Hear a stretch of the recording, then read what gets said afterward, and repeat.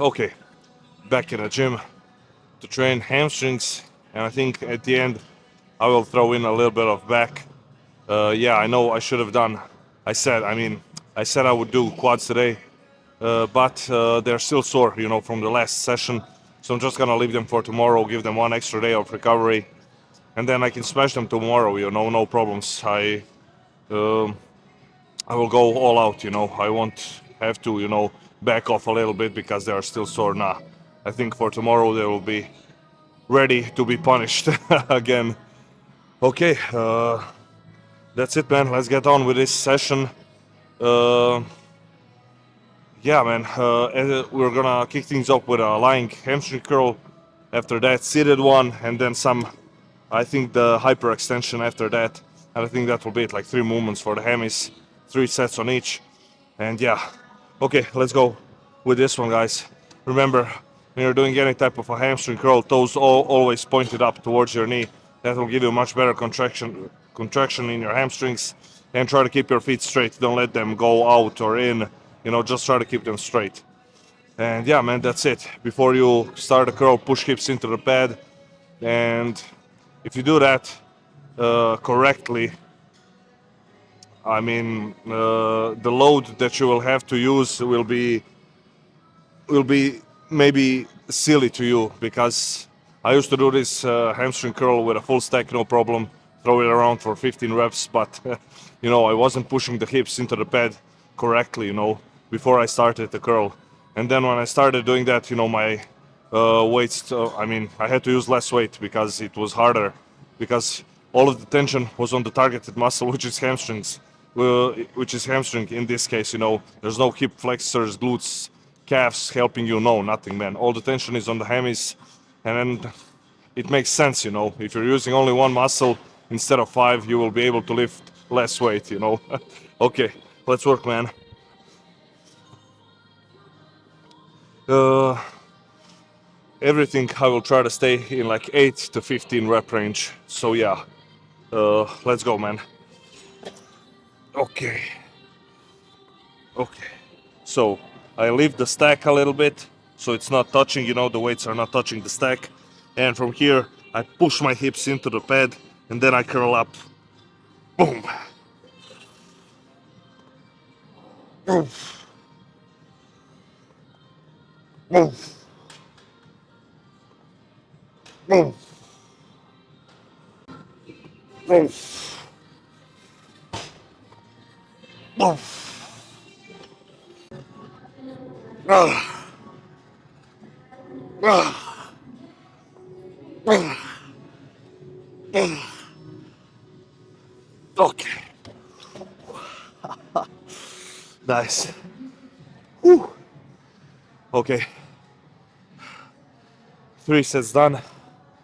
First 2 I did with the same weight, then I had to drop a weight for the last set because I got like 9 reps on the second set. So I didn't want to, use the same weight and get like 7-6 reps.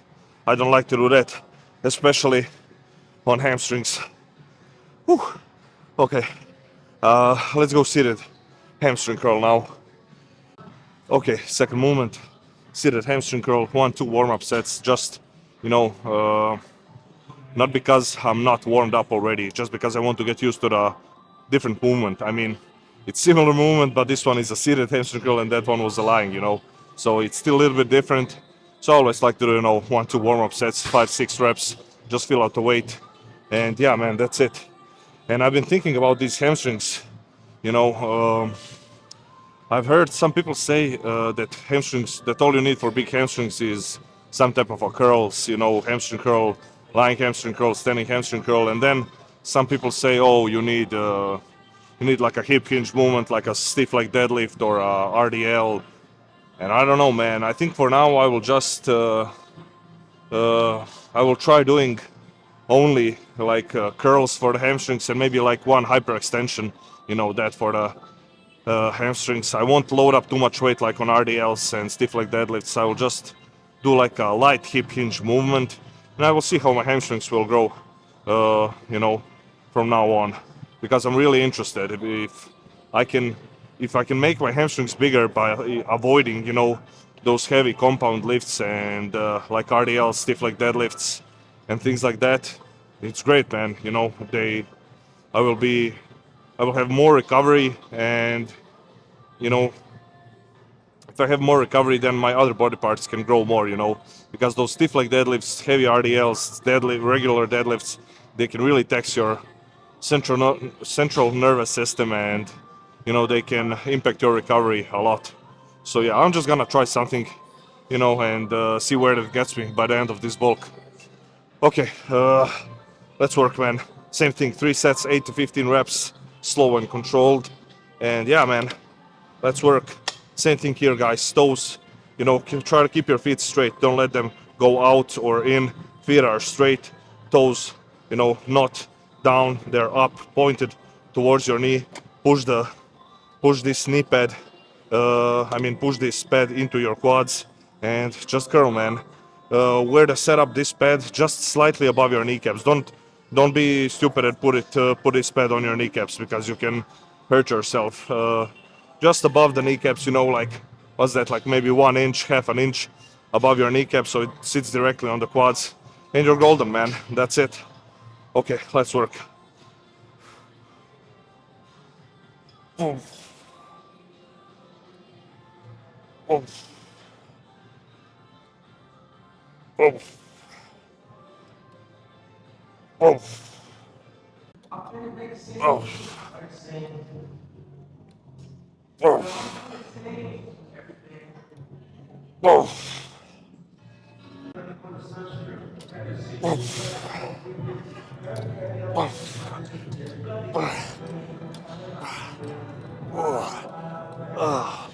oh, oh. Okay. Whew. Okay. Whew. Uh, Hyperextension. Next. Okay. This is a movement that, you know, if you're doing it for the first time, second time, it might be hard for you to feel it, and especially if you're a beginner and you don't have like good development in your hamstrings. I mean, as you know, as your muscles get bigger, it's easier to get the mind-muscle connection with it, you know, because there's so much blood going into that muscle, and yeah, that's why it's easier, you know, to feel it when you're working it. Honestly, I love this movement. You know, I feel it's like a safe movement, you know, and I think this will be like my replacement for the RDLs, because I'm not gonna do RDLs for some time now. Like I said already, you know, just to see how things work out, you know, just to switch things up a little bit. Okay, everything is in the hips, guys. Push with your hips through the pad, and that's how you come up. Don't turn this exercise into a back extension, you know. Pushing with your hips, and that's how your body goes up. So, if you're doing this correctly, you know, your back shouldn't be straight and moving uh, before your hips. You know, if your back is only moving and hips are staying in place, I think you're working your lower back and erectors more than you're working your hamstrings.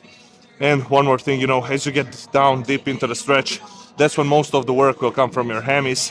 And as you get closer and closer to the top, your glutes will take over. So yeah, okay, 3 sets. Let's go. Last time I did body weight, now I have like a 22-pound plate, 10-kilo plate, and I will try it with this one and see, man, how many I get. Okay, work, work.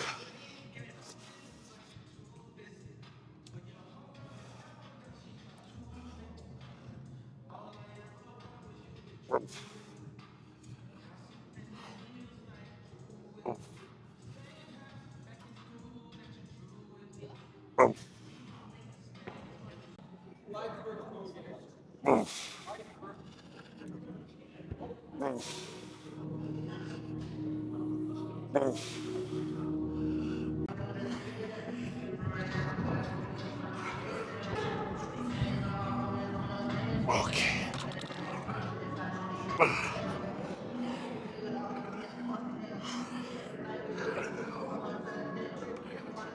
Okay. Ooh. Okay. Nice. I'm done with this one. Okay. I really love this one because, I get that combination of a stretch feeling at the bottom, and then, I'm squeezing my hamstrings as I'm pushing with my hips toward the pad, and I get, I get a, I get a good stretch and I get a good, squeeze, get a good contraction out of this exercise. So yeah, that's why I like it a lot. And it's funny because when I first, when I was new to the gym and I saw people doing this exercise, I thought, what the hell are they doing? This ain't working. Uh, you know, this is not working any muscles. What is this? Some Pilates yoga stuff. And now that now after I got some years of experience under my belt and I know what I'm doing at the gym, this is this is like one of my go-tos for the hamstrings and for the glutes, man. But I focus mostly on the stretch, on the bottom part of the movement, because like I said, as you get closer to the top, your glutes will take over, and my glutes are already too big. I'm knocking stuff around my kitchen, with my glutes when I'm cooking and stuff. So yeah, that's my sign that they're a bit too big. Okay, enough of talking about my glutes. Let's. I think we can go and train some back now. Okay, first one for the back. Pullovers on a cable with a rope. 3 sets, slow and controlled.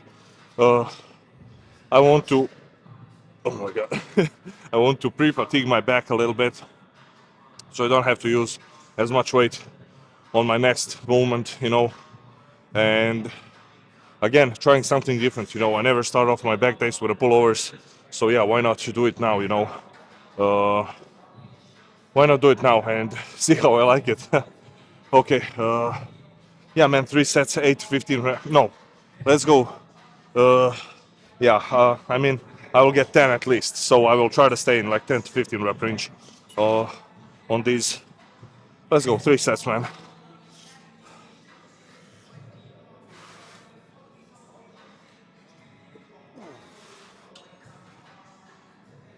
Oh, oh,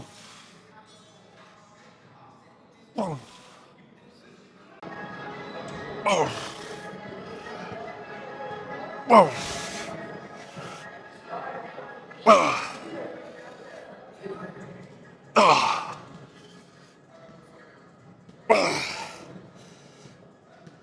oh,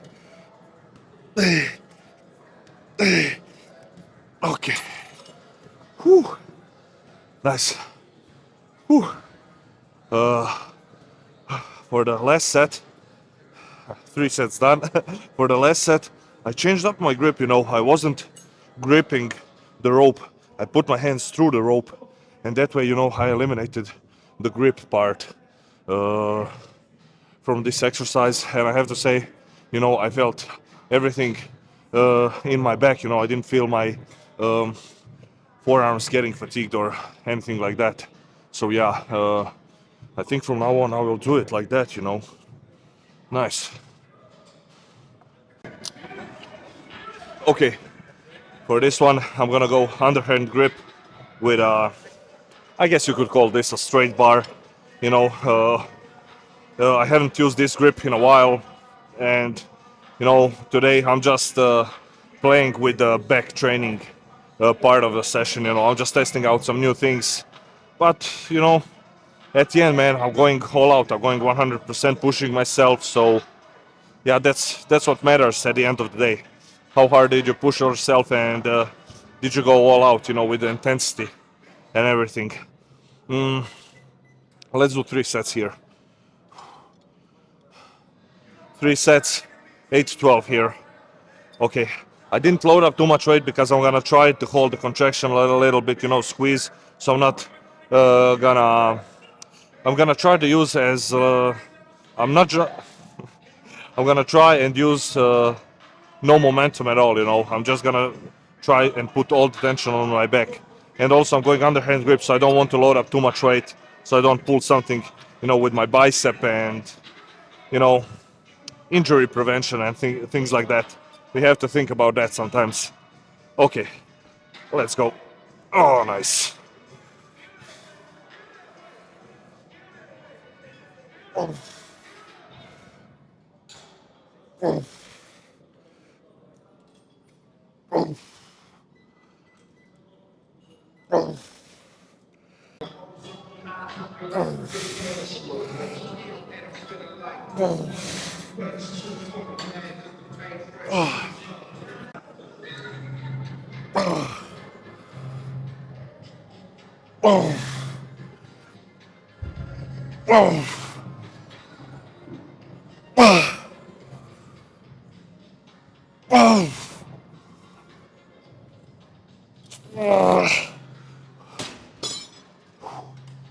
Okay, I think that's it. Whew. Nice. Okay, that's it, man. Whew. Back session and hamstring session done. 6 sets for the 6 for the back, and I think that's enough considering the fact that I did like a full back day with this, what was that, like 6 movements, yeah, on Monday, and today is Friday, you know, so I don't want to do another whole back day again on today, because I don't think I'm able. I mean, I don't think I know I'm not able to recover from that, you know. That's just too much volume. Maybe if I did like 3 movements or 4 on Monday and then 3 to 4 on Friday, I could do that. But if I go all out and do like a complete back day, then I think I need to wait a bit more again, so I can again like destroy my back completely and go all out on everything. Whew, okay, that's it, man. Hamstrings pumped, glutes got also a little bit of stimulus, back also, you know, and that's it, man. Quick and easy, quick and simple. No need to complicate things. So tomorrow, quads. Whew. Yeah, that will be fun. Pendulum squat. I will definitely do that because, you know, I love it, man. It just feels so nice. All the tension is on the quads, and that will be like my new staple movement for the quads from now on. Okay, and that's it, man. That's pretty much it. Then on next week, on Monday, I don't think I will train back. I think I will leave back for Tuesday. And on Monday, I think I will do like chest and arms. Because with chest training, I'm quick with it, you know. It doesn't take me long to kill my chest. Maybe like, honestly, from my first working set to my last 40 minutes, and the chest is done. So let's say I work out for like 60, 70 minutes. I can throw in some arms, you know, at the end, some biceps and triceps. And I think I will do that, you know, from now on. Like chest and arms sounds like a good plan. And also back and hamstrings sounds like a plan.